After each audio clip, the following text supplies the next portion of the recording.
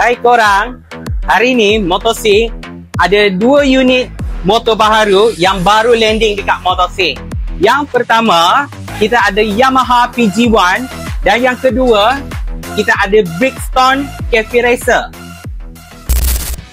Untuk Yamaha PG1 dengan reka bentuk yang lebih adventure dan juga Cafe Racer dengan reka bentuk yang lebih klasik.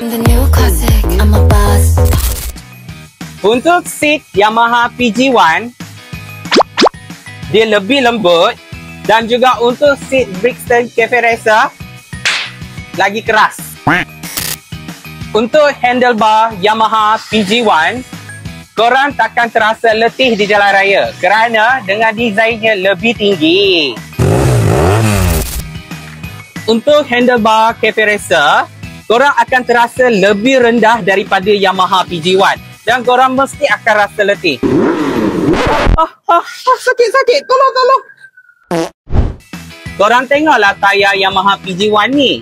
Dia tebal-tebal. So kalau kat jalan kampung, mesti sesuai.